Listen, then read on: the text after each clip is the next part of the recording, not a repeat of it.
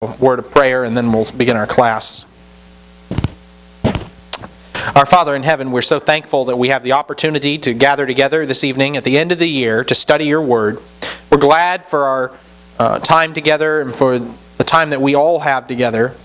We pray, Father, that you will help us as we approach this next year to take it on with a sense of renewed vigor, as we strive to show our love for one another, as we strive to show our love for you, and as we strive to understand all that you have told to us.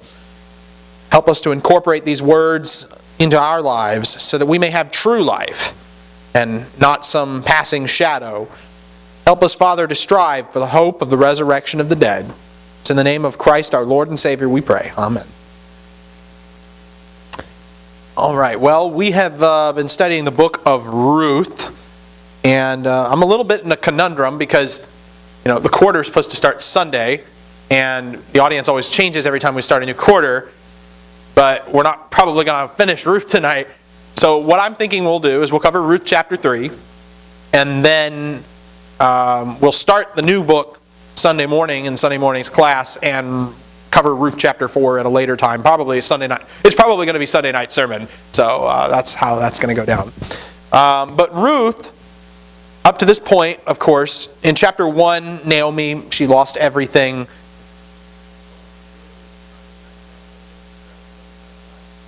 But that's not a bad idea. We could have it, just Sunday night be like a Bible class all over again. Okay, we'll do it. We'll plan on that. Ruth chapter 3 is where we are tonight, and just kind of reviewing where we've been. Naomi. Well, really, it was Elimelech who took his family, including his wife Naomi and his two sons Machlon and Kilion, went to sojourn in the land of Moab. While they were there, Machlon and Kilion took wives, Orpah and Ruth, but also all of the men in the story die in the first 5 verses. And since Naomi is now bereaved of her husband and her sons, she determines, hearing that the Lord has granted bread to his people back in Israel, she decides to return to her home in Bethlehem. And her daughters-in-law, recently widowed, want to go with her, which was unusual, we noted, because, in the ancient world, most of the time when a woman was widowed and she was that age, she returned to her family's house, she returned to her father's house. But they want to stay with their mother-in-law and help her. And Naomi basically spends the bulk of chapter 1 trying to talk them out of it, and succeeds in talking Orpah out of it, gets her to see sense and go back home and start her own family and live her own life. But Ruth is stubborn in verses 16 and 17. She is determined to do right by Naomi. Naomi cannot convince her. Ruth says that where you go, I will go. Where you lodge, I will lodge. Your people shall be my people. Your God, my God. Where you die, I will die, and there I will be buried. Thus may the Lord do to me, and worse, if anything but death parts you and me. So while Orpah does the thing that we would call sensible and expected, Ruth does something rather extraordinary, going far above and beyond anything that would be expected of her, and proving herself to be a woman of character. Of course, Naomi's not particularly happy when she gets back to Israel. And people greet her and say, "Oh, it's Naomi." But she says, "Don't call me Naomi. Call me Mara." Which, as we noted, Naomi means pleasant, but Mara means bitter, because the Almighty has dealt very bitterly with her. So it's been a rather unpleasant experience in Moab. But chapter 2, things get a little better. Ruth goes to glean in the field of Boaz, which, for a Moabite widow, that's a risky proposition. But she just happens to go into the field of Boaz, who is related to them. He is their kinsman redeemer. And Boaz just happens to come to check up on his workers, and he just happens to meet Ruth. And he provides her with what she needs. In fact, he gives her a rather extraordinary amount of access to the sheaves that are being left in the fields, and he even gives her a meal in the process. I made a mistake.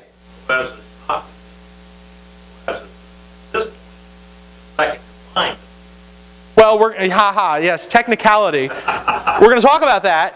Another that is actually. Well, and now you go on with your story. Well, actually, I think that just shows more of the providence of God. Okay, but actually, if you go down to chapter 3 in verse 12, he uses the expression, "That it is true that I am a kinsman redeemer. However, there is a redeemer closer than I. The New American Standard doesn't translate anything kinsman redeemer, which is a little bit grating. It uses the phrase close relative over and over, which I guess that's nice, but it doesn't really fully capture the sense. We'll talk about that in a minute, what that term means. Anyhow, Boaz helps her out. He gives her quite a substantial amount of grain. In fact, we noted that this is probably about a half a month's worth of food that she gleans in a single day. She comes home to Naomi. Naomi's rather excited because this man whom she has met, this Boaz, he is a relative of theirs. This man is our relative. He is one of our kinsman redeemers in verse 20 of chapter 2. All right, so let's ask ourselves the question, since we didn't get to it last time. What is a kinsman redeemer? What is his job or jobs?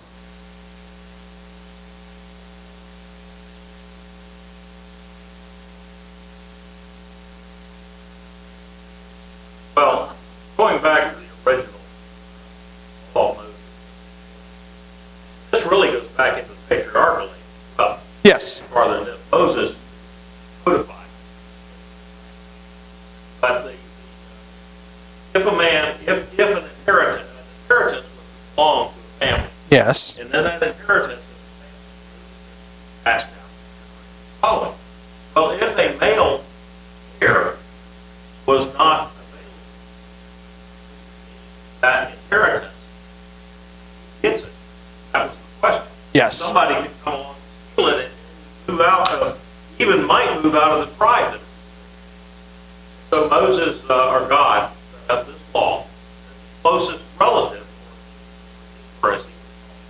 was to vow to take care of this, marry the widow of the man who had died, take on his inheritance. Right. Now, kinsman redeemer isn't always acting in the event of death, although that's one event that would certainly cause him to act. The most extensive passage that deals with it is probably Leviticus 25, which is really long, and we're not going to read it here. But in Leviticus 25, the kinsman redeemer had 3 jobs listed there. First, whenever a family member got themselves into debt, the kinsman redeemer could show up and pay the debt as proxy. If the debt got so bad that a family member had to sell their land, that land was lost to their family until the year of Jubilee, when the reset button was hit on their whole economy and everything reverted back to its original owners. But the kinsman redeemer could show up and redeem the land for his relative prior to the year of Jubilee. That was an option as well. And thirdly, if a family member got so indebted to his creditors that he had to sell himself into slavery, again, the kinsman redeemer can show up, and he has a familial obligation to help buy you out of slavery. And the closer the relative is, the greater his obligation, and so on. A kinsman redeemer also had another job that's not as frequently talked about, but he was, in the Bible you sometimes see the expression avenger of blood. Well, that word, the Hebrew term avenger, is goel, which is the same word that's used for the kinsman redeemers. He is the redeemer of blood, literally. So whenever a family member was killed, the avenger of blood could come after the person who killed him, whether intentional or not. And of course that was the reason for the city of refuge laws. They had to flee to the city of refuge and stay there so that the avenger of blood did not hunt them down and kill them. Now there's a couple of other things in the event that someone dies. In Numbers chapter 5, whenever there's a restitution issue, a family member has been wronged, you've wronged them financially, you need to pay them back. You pay them back with 20% interest. That's how the restitution offerings of the Old Testament worked. But sometimes the person you've wronged is dead. What do? Do you just not pay it back? Well, Numbers chapter 5 indicates that the kinsman redeemer could be a recipient of these types of debts. So in Numbers chapter 5 in verse 8, if the man has no relative to whom restitution may be made for the wrong, the restitution which is made for the wrong will go to the Lord. If there is a relative, then the relative can take it. But if the man has no relative, no kinsman redeemer, then, well, the restitution goes to the tabernacle. You're going to pay restitution to somebody. But the Lord sees himself kind of as the final kinsman redeemer who settles all debts. And finally, of course, and perhaps most important for our study of Ruth, is Deuteronomy chapter 25. Deuteronomy 25, verses 5 through 10.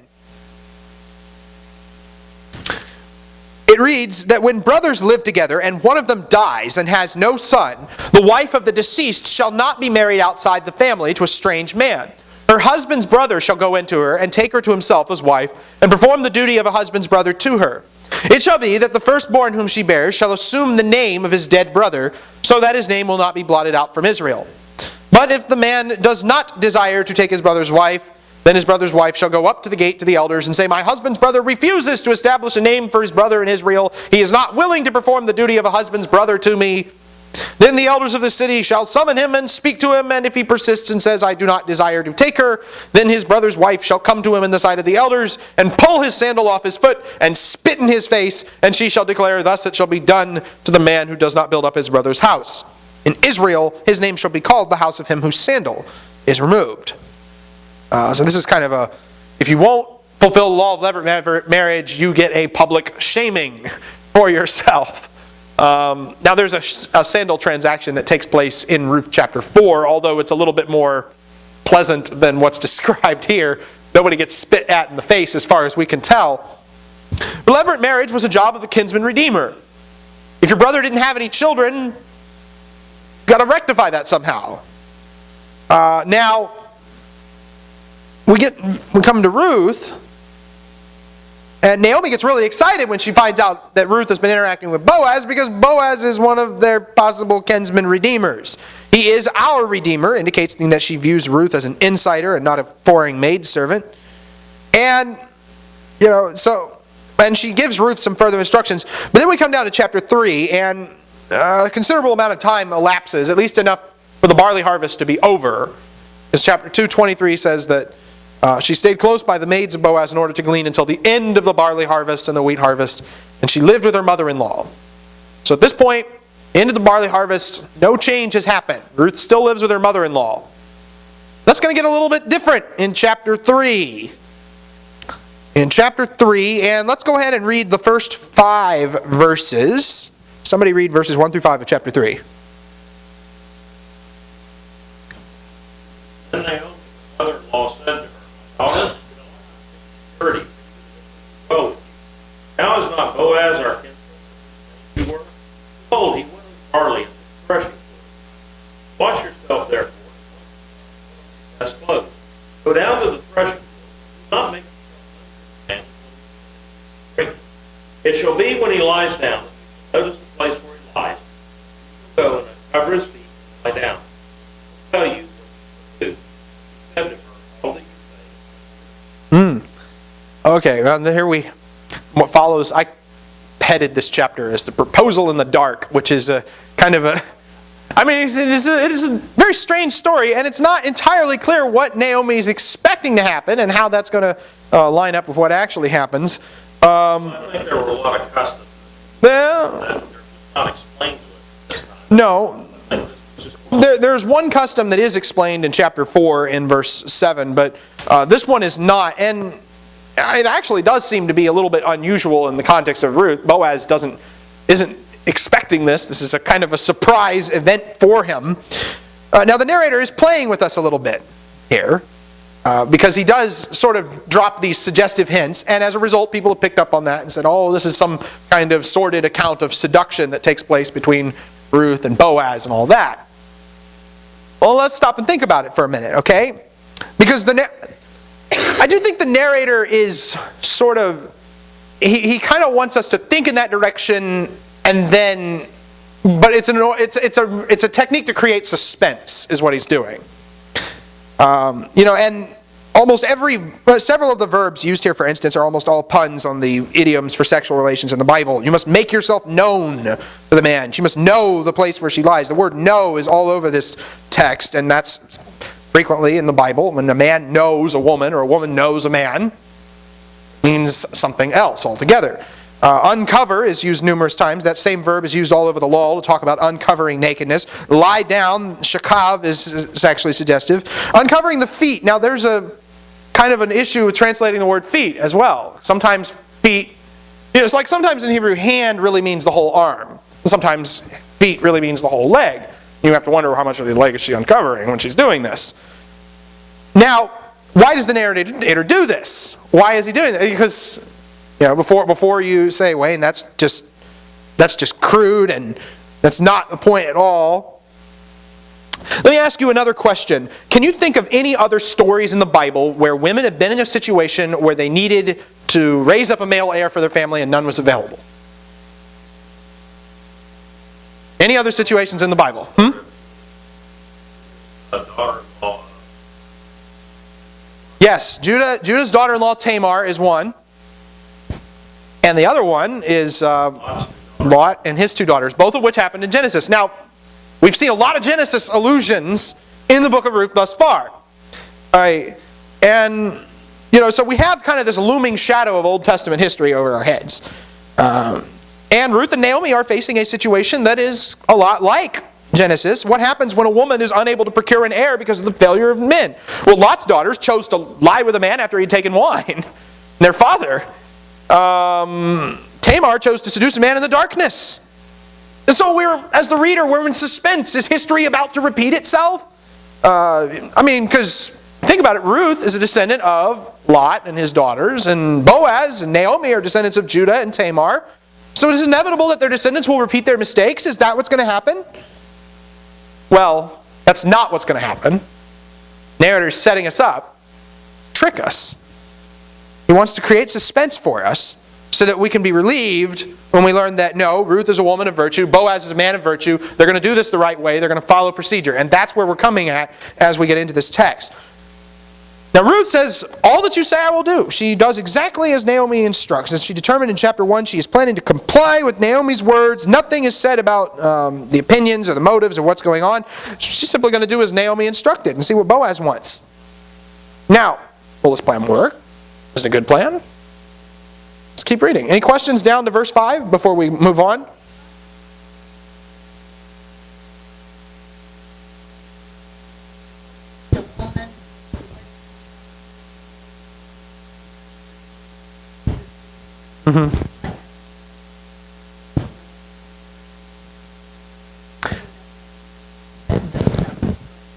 Right.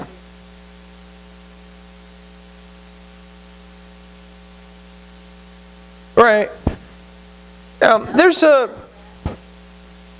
degree to which this is unusual, and we can tell because of what happens at the end of the chapter, when Boaz is rather insistent that no one can know that a woman's been here. So here, he gives her a bunch of grain to kind of cover up the fact of why she's in the field in the first place. Here, take this grain back to Naomi. Don't go back to her empty-handed. But that does come up at the end of the chapter as well. This doesn't seem to be the most normal of practices. Or if it happened often, it didn't happen a lot, it seems. Or it doesn't seem like... It seems like Boaz is trying to avoid suspicion. For whatever reason, whether it's him people are afraid he's tramping on the other Redeemer's turf, or some other possibility here. Ruth, that is possible. And there's a lot of things like that in this story, and we don't, we're kind of trying to look in, and we're not seeing all the customs for ourselves, because, so we kind of have to put the pieces together based on what the narrator's telling us. Now we're going to see some other stuff in this chapter too that kind of subverts a lot of the modern ideas that, especially 21st century Americans have about things like romance and marriage and other things. And you're going to see a lot of that subverted in this chapter. And we'll talk more about that when we get to it. Now in verse 6, she went down to the threshing floor and did according to all that her mother-in-law had commanded her. When Boaz had eaten and drunk and his heart was merry, he went to lie down at the end of the heap of grain. And she came secretly, uncovered his feet, and lay down. It happened in the middle of the night that the man was startled and bent forward, and behold, a woman was lying at his feet. And he said, "Who are you?" And she answered, "I am Ruth, your maid. So spread your covering over your maid, for you are a close relative." He said, "May you be blessed of the Lord, my daughter. You've shown your last kindness to be better than the first by not going after young men, whether poor or rich. Now, my daughter, do not fear. I will do for you whatever you ask, for all my people in the city know that you are a woman of excellence. Now it is true, I am a close relative. However, there is a relative closer than I. Remain this night, and when morning comes, if he will redeem you, good, let him redeem you. But if he does not wish to redeem you, then I will redeem you as the Lord lives. Lie down until morning."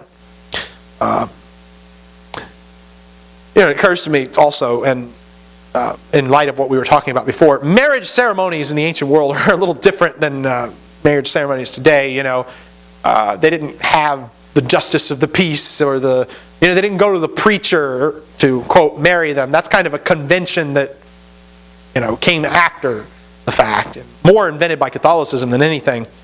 But in the ancient world, Isaac marries Rebekah by taking her into his mother's tent.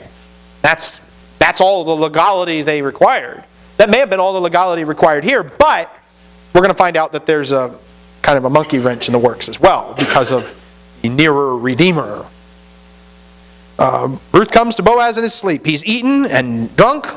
His heart was merry. Some people think that means he was drunk, but that's not universally what that expression means in the Bible. When someone's heart is merry after eating, it could just mean that they were really happy about something. Like you see, for instance, in various places, in Judges and Kings. Now, whether or not his merry heart denotes drunkenness is grammatically ambiguous, but the larger context of the story weighs against it. Because some of the decisions Boaz makes in this chapter do not reflect the behavior of a man who is making unsober decisions. Well, Ruth comes and secretly, and as instructed, and uncovers his feet and lays down and waits, and about halfway through the night, Boaz was startled awake. Or maybe possibly he woke up because his feet got cold. He shivers himself awake. And he turns. It's not exactly sure whether he's turned up or bent up or rolled over. The verb could be translated several ways. But anyhow, what happens is, he wakes up and behold, surprise, there's a woman lying at his feet. Boaz, like most men, is probably not expecting to wake up and find a strange woman lying next to him. And so, he asks what any reasonable man would ask at this point, who are you? He doesn't recognize her in the darkness. And Ruth says, she is his maid. She doesn't mention that she is a Moabitess here. That kind of gets left in the background. And she tells him to spread your covering over your maidservant. What's that expression mean? Spread your covering. Saying,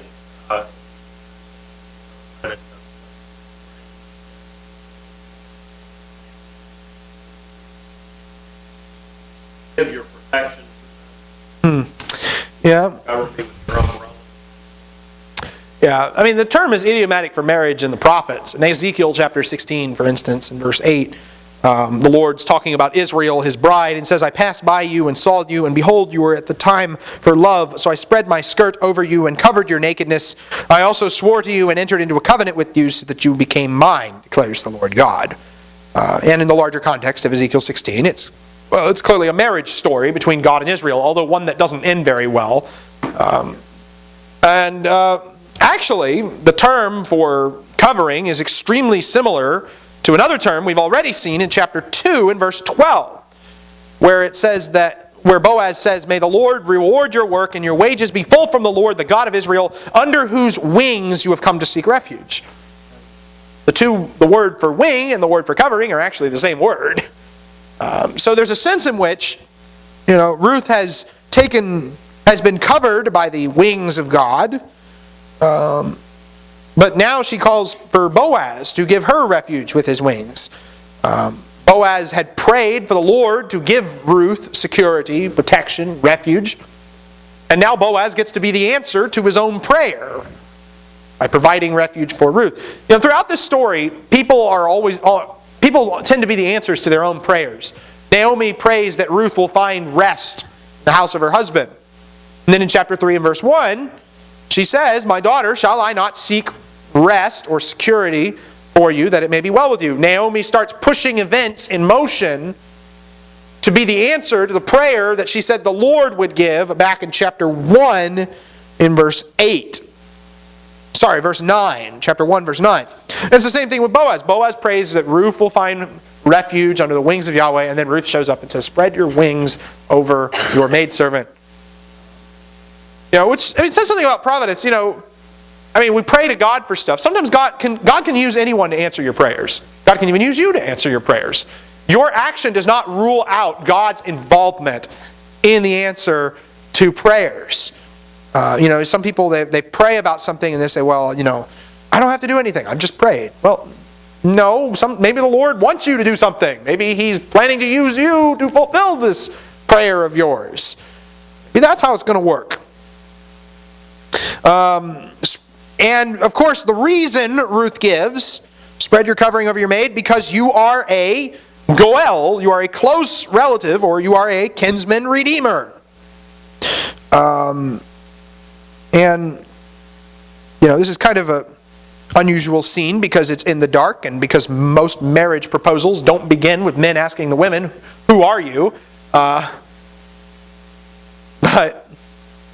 the request for Boaz to fulfill his obligation of levirate marriage here.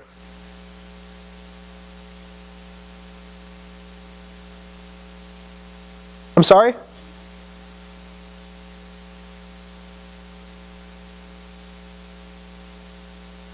Yeah. Right, yeah. He doesn't recognize her in the dark, but he knows who she is. Oh, this is Ruth. He knows who Ruth is because of all the interaction they've had back in chapter 2. And his response, Boaz's response, first of all, is to pronounce blessing on Ruth for her kindness. May you be blessed of the Lord, my daughter. You've shown your last kindness to be better than the first by not going after young men, whether poor or rich. Boaz commends her for not chasing after younger men, but rather him who is old enough to at least call her daughter and it not be considered strange. Ruth could have chosen to marry someone her own age, but she doesn't. Let's ask ourselves a question. What is Ruth's motivation for marriage?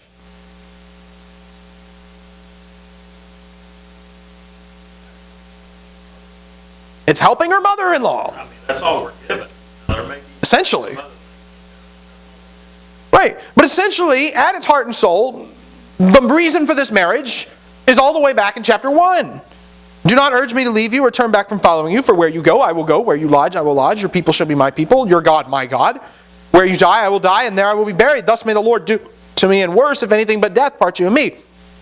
Ruth's loyalty to Naomi is the driving force in this marriage to Boaz. Naomi does say, my daughter shall I not see. Naomi's loyalty. So these two women are loyal to each other, and that's why this marriage is happening. Now you compare that today's society. Why do people get married today? I can get out of it. What can I get out of it? Right? I can't get more out of it. What are the stated reasons that people give for getting married today? We're in love. We're in love. They're the one. Heart. Yeah, exactly. Now, some people get married for money too, but okay. That money comes up here. He says you could have gone after young men, whether poor or rich. Ruth's motivation for marriage isn't money, though. Boaz's suggestion, whether poor or rich, suggests that maybe there's more economical options available here.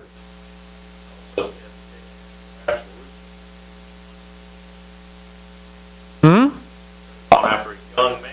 The text doesn't say anything about what any of these people look like.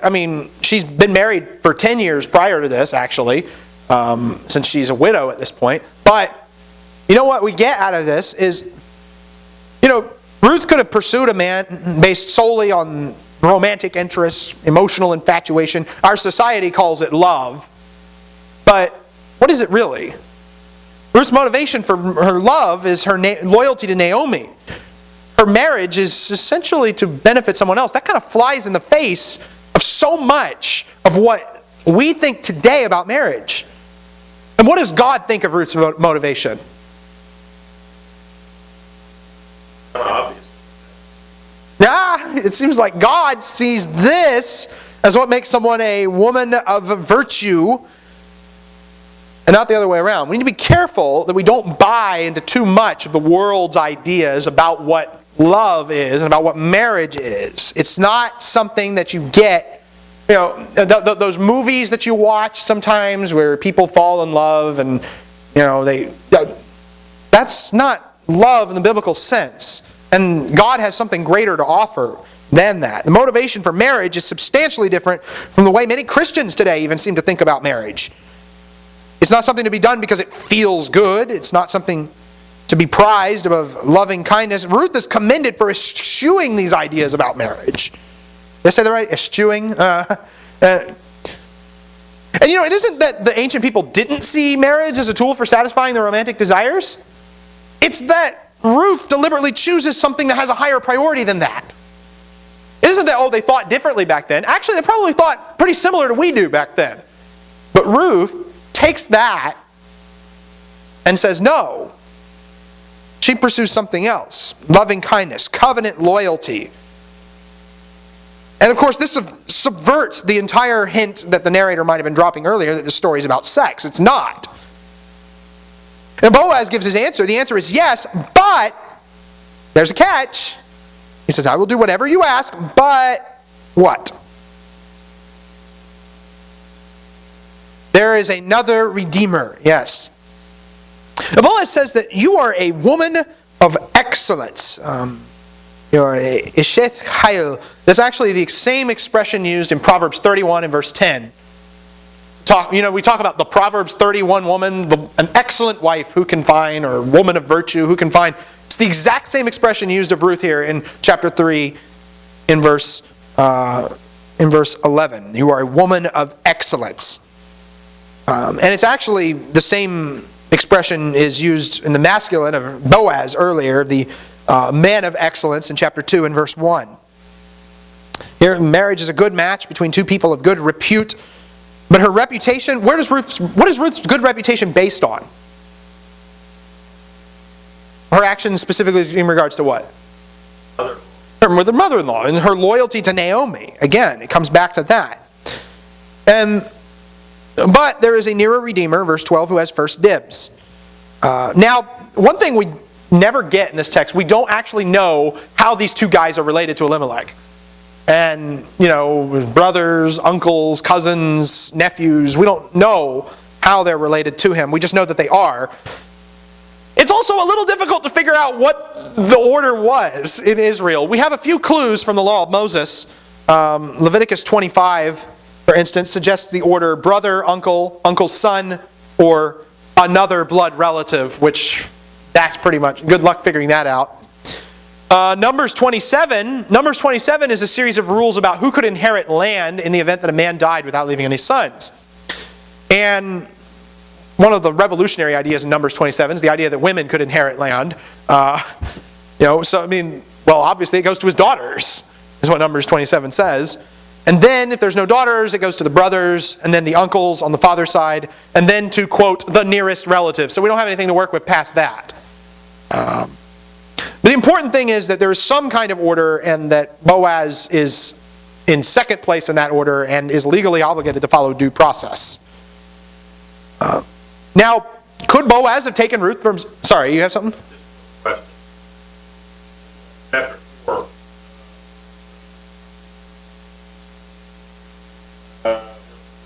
Yes. Calls him our brother Elimelech. Yes. Apparently. Yes. Correct. Yes, the word brother has a very broad range of use in Hebrew and doesn't always refer to literal blood brothers. I was going to bring that up when we got to chapter 4, but yes, that's a good point to bring up. And some people have pointed to that and said, well, he was Elimelech's brother, but that's a little bit small to go on. Sometimes people are called son of somebody, and really they're like great-grandson or great-great-grandson, or and Ruth is called Boaz's daughter, even though he's not related to her biologically at all. So, I don't know what you do with that either. You got to be careful about over-literalizing some of these things, though. Okay, so Boaz could have taken Ruth for himself right here. They could have eloped. The nearer redeemer would have been none the wiser, until he finds out like next week or something. Well, that's going to be rather embarrassing. Well, she's married now. We can't go undo it. But that's not what Boaz does. Boaz is bound by his own integrity and character. And so this creates kind of a drama in the story. Will the nearer redeemer act or pass on Ruth? Again, this kind of takes our modern ideas about marriage and subverts them a little bit. Because who Ruth marries It's going to boil down to Boaz or this other guy who we don't even know the name of. It's like the worst season of Bachelorette ever, I guess. And it's such a dumb show. There's no there is no law. But you know what? This marriage, I'm gonna plead the fifth on that and not discuss it. You know what? We all have. Nobody is perfect, Mark. No, nobody's perfect, and we all have dark sins in our past. And you know what? We're not going to talk about that right now. Okay. Oh, man, you know what the worst? That's on the internet now. It's where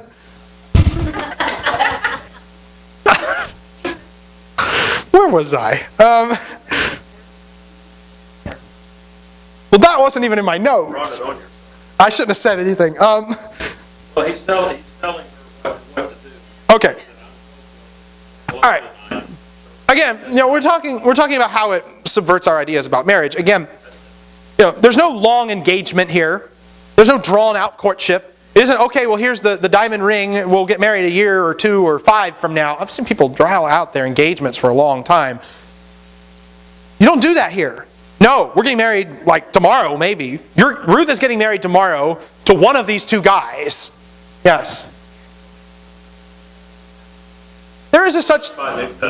Yeah. There's a such thing as betrothal even in Old Testament times. For whatever reason. I mean, Deuteronomy 22, for instance, assumes there's a difference between a married woman and a betrothed woman. But it doesn't appear to have been the universal practice. It's like, okay, we're going to get this in order. This could happen very, very soon. There's no period where they date each other and get to know each other. There's no certainty that they will even get married tomorrow. Ruth might marry a completely different man in the next chapter who might be a total stranger. We don't know his name. And we might think of that as like cold or somehow a paltry view about what marriage is about. But the Bible isn't interested in our 21st century ideas about romanticism. The Scripture portrays another idea, an idea higher than romantic love, covenant loyalty. Ruth's decisions, again, are motivated by her loyalty to Naomi. That passage in Ruth 1, verses 16 and 17 we keep referring to, quoted so often in wedding vows. It's actually quoted in my own wedding vows. And it exemplifies the kind of commitment that marriage really ought to have. But the original context of that quote wasn't even a marriage at all. It was a pledge of loyalty between a woman and her mother-in-law, and it resulted in a marriage that was born out of that loyalty. So it's kind of interesting. Some people have said it's not appropriate to quote it in a wedding. I disagree. I think it's wholly appropriate. But it's interesting to see that the Bible prizes that kind of loyalty over that warm, fuzzy feeling that people get in their stomach. That whole butterflies in the stomach romanticism that our society will prize. There has to be the spark, the magic. And if that's gone, your marriage is somehow defunct. Well, that's a completely wrong way of looking at marriage. And you want to understand what marriage is really about, read the book of Ruth. They will need to wait on this nearer kinsman's decision. And Boaz is going to deal with this, as soon as possible. He'll consult the nearer redeemer in the morning, find out if he wants to marry Ruth or Boaz will marry Ruth. She lodges that night. The word lodge actually has no sexual connotations whatsoever, which again kind of resolves our suspense. Because Boaz is not like Judah. He's not like Lot. And Ruth is not like Tamar. She's not like Lot's daughters. They're both people of virtue, people who will do the right thing even when it's inconvenient, even when it's difficult, even when the things... even when it may not be the first choice in the scene. It may not be what feels good, but it is what's right. And that's what they choose here. That's why they're both people of character. Because they follow what is right rather than what is pleasurable. Now, any questions down to verse 13? Okay. Verses 14 through the end of the chapter. You volunteer to read.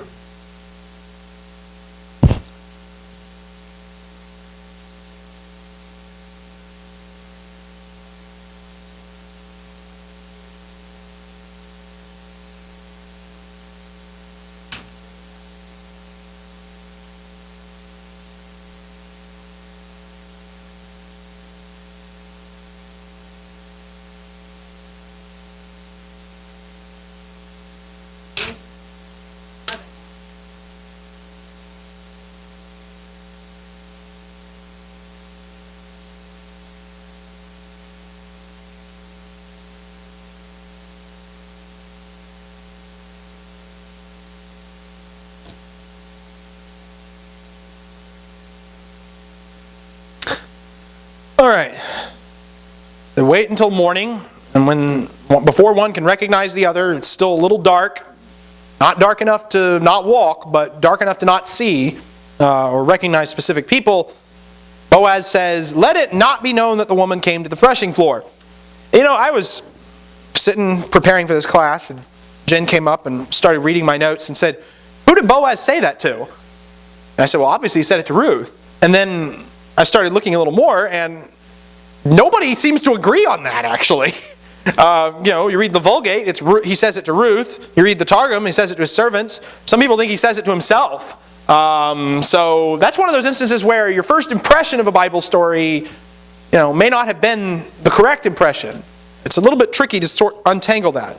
The verb said can actually mean thought in some places. So it could be he thought, "Let it not be known that the woman came to the threshing floor," and everything that happens after that is an explanation of what he thought. Jen?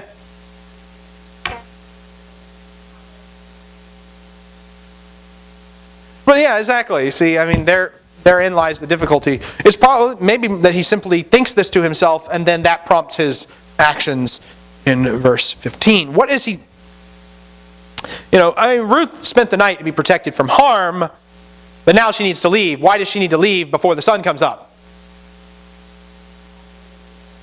Before somebody sees her and makes an assumption that you might have made if you had only read the first 5 verses and then the verses. So that's the thing. If we cut verses 6 through 13 out of the story and then just jump from verse 5 to verse 14, you kind of wonder, what happened that night? You'd be wondering, what were they doing? We as readers know what they did because of verses 6 through 13. Well, also in chapter 4 we understand that there was a plan. And it also could have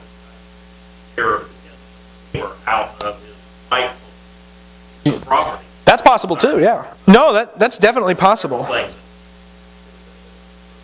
Yes.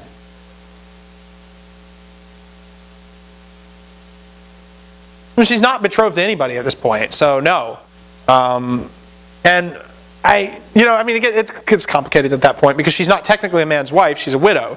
And there's no passage in the law of Moses that deals with you seducing a widow, which, I know that somebody who wrote a rather extensive thesis on the idea of what happens in all these different marriage laws and all these different situations, but I don't know about the widow thing. It's unaddressed. Yeah.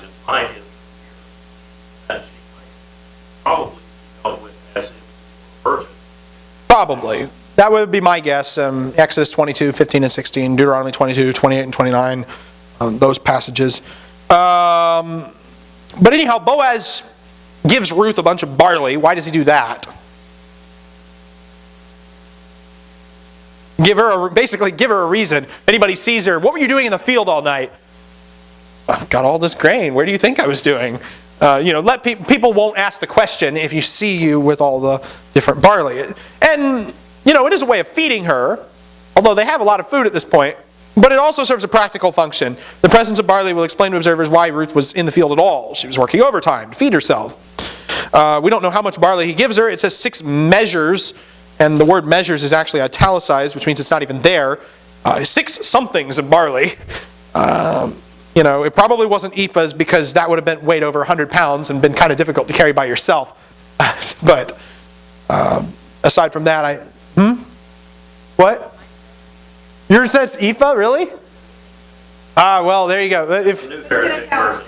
The new, It's in italics. Yeah, well, yeah, 6 ephahs would have been somewhere between 100 to 200 pounds. So, any of the ladies want to carry that much back to their house? More. And okay. Anyhow, Naomi gets back to Ruth, and Naomi asks Ruth, "How did it go, my daughter?" And then just ask this. Anybody have something different in verse 16 for the question she asked? "How did it go, my daughter?" Is that you? Oh, okay. That's literally what she says is, "Who are you?" Who are you? Kind of like Boaz asked, "Who are you?" seem to know her. Yeah, well, and the ancient Syriac version actually reframes it so that Ruth is knocking on the door and Naomi's asking, "Who is it?" Which is kind of what the New King James sounds like it's doing there. But another possibility is, "Who are you?" Meaning, who are you in the sense of what is your status now? Are you Ruth? Who are you? Are you Ruth the Moabitess, or are you Ruth the wife of Boaz? What happened last night? So that's a possibility as well. And, well, we already know the answer to this question. She's not Ruth, the wife of Boaz, because Boaz, while he wants to redeem her, they have to deal with the other redeemer. Also, Ruth adds, by the way, Boaz gave me 6 measures of barley. And Ruth's final spoken words in the book, "These measures of barley he gave to me, for he said, 'Do not go to your mother-in-law empty-handed.'" These 6 barleys he gave to me. Don't go back empty-handed. Ruth's last words in the book, and really kind of appropriate because of how this language of full and empty is used all over the text. In chapter 1 and verse 21, Naomi complained that she had left Israel full and the Lord had brought her back empty. Well, here Ruth's final statement is Boaz sent her back to her mother-in-law, but she will not send her back empty. Because that's what's going on here. Ruth and Boaz are determined that Naomi will not be empty of grain. And in chapter 4, they will assure that Naomi is not empty of child as well. The grain is a down payment on the end of emptiness, but really a down payment that comes from the Lord. And we leave on a cliffhanger in verse 18. We do not know how the matter will turn out, for the man will not rest until he has settled it today. So, as we conclude this chapter, the narrator puts us in suspense. First, he does it by inviting comparison with those Genesis narratives where women behave promiscuously and gets us to kind of wonder, Ruth and Boaz go the way of Judah and Tamar, or Lot and his daughters. But the suspense is resolved when they prove to be people of virtue. Boaz's actions are the actions of a man concerned with his integrity. And Ruth's actions are actions of a woman concerned with her mother-in-law and making things right. But there's a second measure of suspense introduced here. Will the nearer Redeemer act or pass? And there's another question that we need to ask as we close. I'll just ask this question. Where is God in this story? He's not really mentioned that much outside of a couple of blessing formulas here or there. Yeah.